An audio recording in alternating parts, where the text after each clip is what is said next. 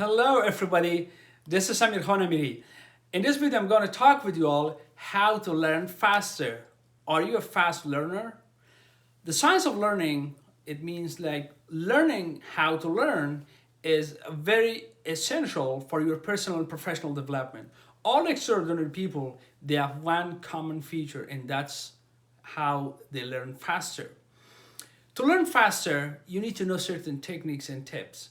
The first one is you need to have learning goals. Most of the people who give up, who get bored and tired of studying, all of those people, they don't have clear, strong goals.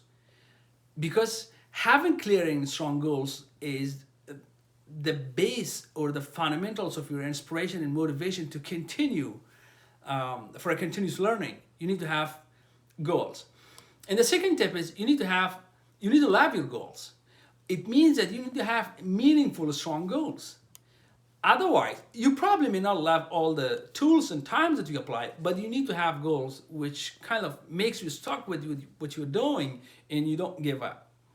The third tip is you need to have a coach. All great people that I've ever listened to, they say that they have coaches and trainers, especially in their early ages or early times that they were starting a career or a profession, whatever they were doing, because a coach will guide you, will help you, will inspire and motivate you. Without that, it would be hard for you to find out the exact things that you need to do.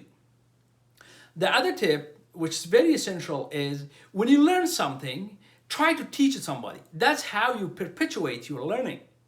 As Albert Einstein says, if you can't explain it to a 6-year-old, it means you haven't understood it yourself first. For example, let's give an example of a professor teaching quantum physics. How you're going to explain quantum physics for a 6-year-old? You don't need to explain the theory, but you need to provide examples which matches that experience of that 6-year-old.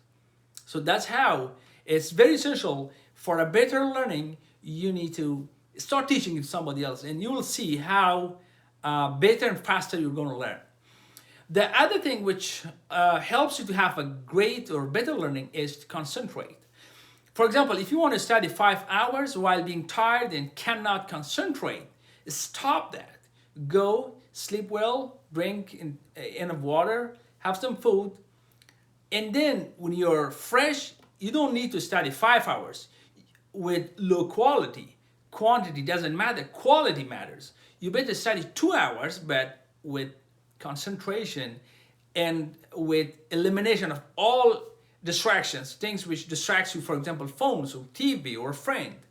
Eliminate them or make sure you don't get distracted while you are studying. Avoid that. The other tip, which is very essential for a faster and better learning, is to make the learning your hobbies and habits. If you love something else and you try to learn something, you can't. If you spend all your time playing games, you can't be a dentist, you can't be a doctor or a professor. You better, if you love game, for example, you play all the time games, you better make that games your profession and try to make money out of those games, all right? And apply technology. Right now, there's internet, apps, and YouTube and different other social platforms. If you apply those technology and tools and apps, that will facilitate your learning, and you'll learn much better and easier than not applying those things. And also apply what you have learned. As I already said, to teach it to somebody, you better take action upon what you have learned. For example, if you do study how to start a business and you're not going to ever start a business, so it doesn't make sense to continue studying how to start a business. So if you study how to start a business, then you better initiate starting a business, and that's how you apply your knowledge, all right? And summarize what you have learned. If you, for example, study 10 pages, try to summarize it in 1 page or half a page, the bullet points. That's like kind of classifying and also categorizing, which helps you to memorize it well, to understand it well, all right? And picturize it. Most of the time, our brain works with pictures rather than with words. You have never seen people say, oh, I forgot your face, but I know your name. But vice versa is true. They say, oh, I forgot your name, but I remember your face. I've seen you somewhere. I know you somehow. It's like our brain works somehow. I don't know, the biologists would know that why, but still, we learn much better with when we give a picture. So whatever you learn, try to connect it to a similar or familiar picture in your mind. It's like kind of you help your brain to learn it much better and faster.